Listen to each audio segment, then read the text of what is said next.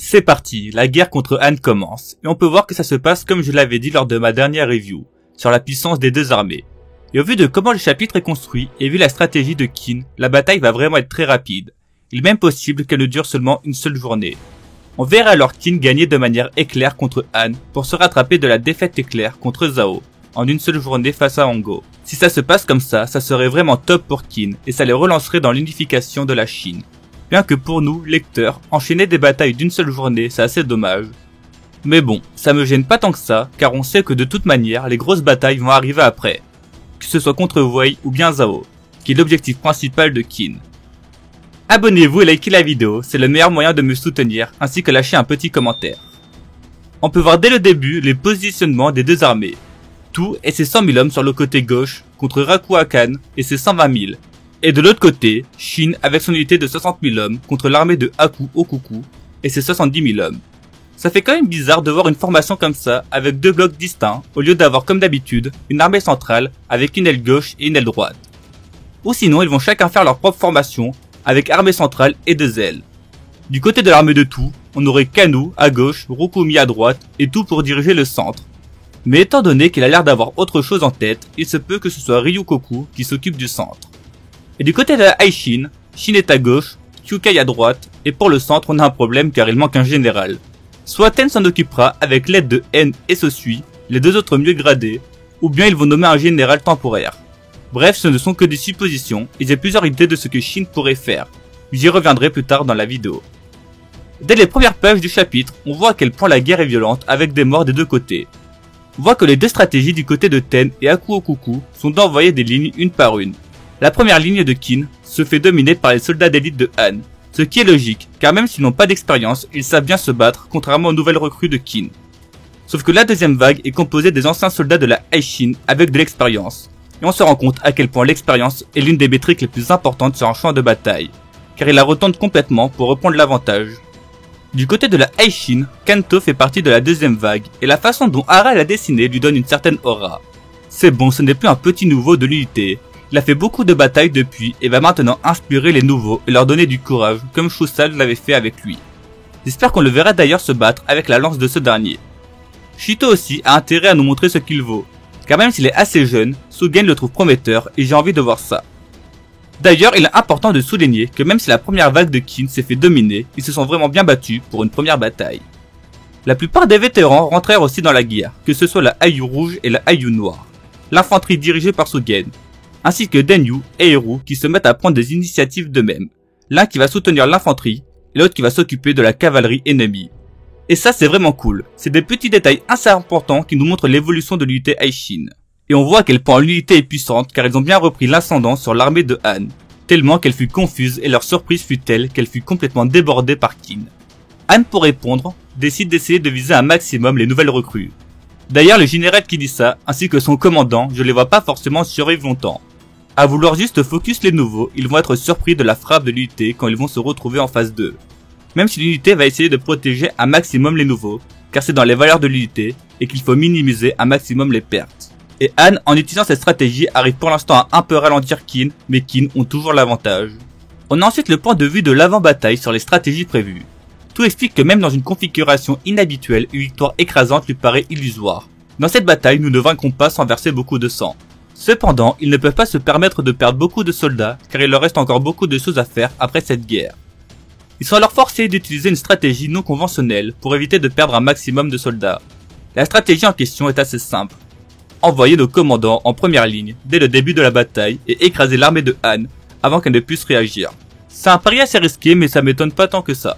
Ça me semble aussi être la meilleure méthode car comme je l'avais dit, si Shin, Tu ou bien même Kyukai ou Rukumi décident de faire des percées, je ne vois pas vraiment qui pourrait les stopper. Et avec cette stratégie, il y a de grandes chances que la guerre ne dure qu'une seule journée, car je vois bien Tu essayer de capturer Rakua Khan, ou en tout cas essayer de le convaincre de déposer les armes. Je reviendrai sur ça à la fin de la vidéo. On voit alors les trois généraux de Tu et Shin chargés sur les soldats de Han. Avec Shin qui charge, son unité va être surmotivée dès le début de la bataille, et ça peut jouer dans l'élan de leur première percée. On a ensuite les pensées de Ryua Khan, qui comprend parfaitement la stratégie ennemie. Bon, en même temps, elle est pas très dure à comprendre, pour l'instant. Mais la question qu'on se pose tous, que ce soit lecteur ou lui, c'est pourquoi Tu n'est pas en première ligne, car au vu de sa puissance, il serait un vrai atout dans cette stratégie.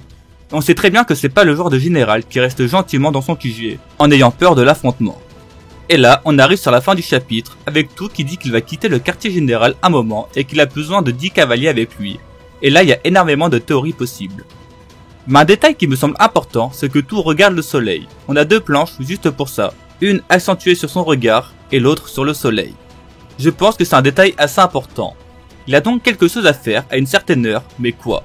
Ça me rappelle un peu quand Kanki regardait vers le ciel à Gyan pour savoir quand il allait faire nuit, pour pouvoir s'enfuir et conditionner sa stratégie en fonction de ça.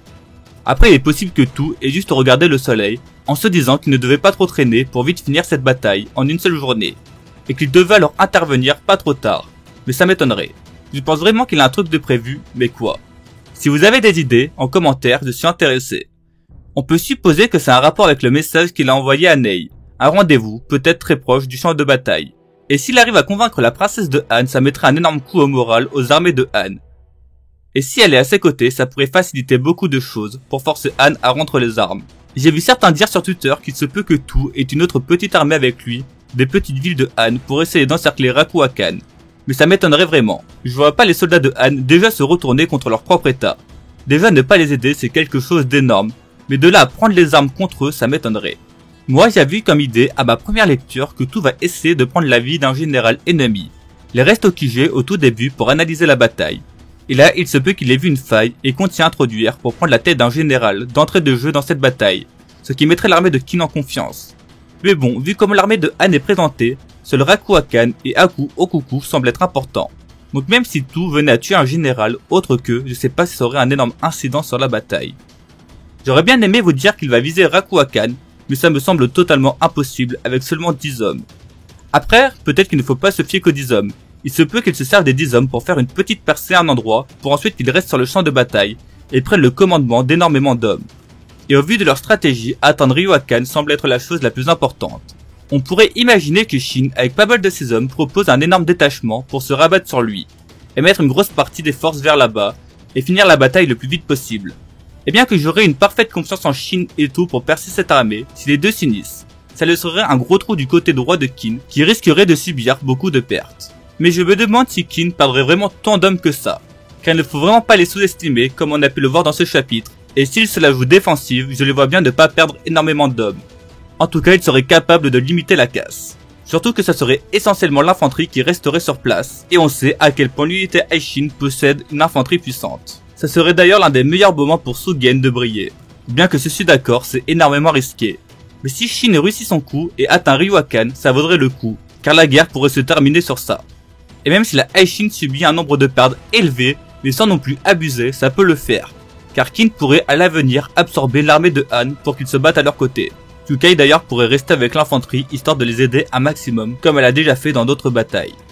Et c'est pour ça que je vois pas forcément Ryoakan se faire tuer, mais juste capturer, afin de pouvoir parler avec lui. Tout pour retrouver les mots justes pour le convaincre.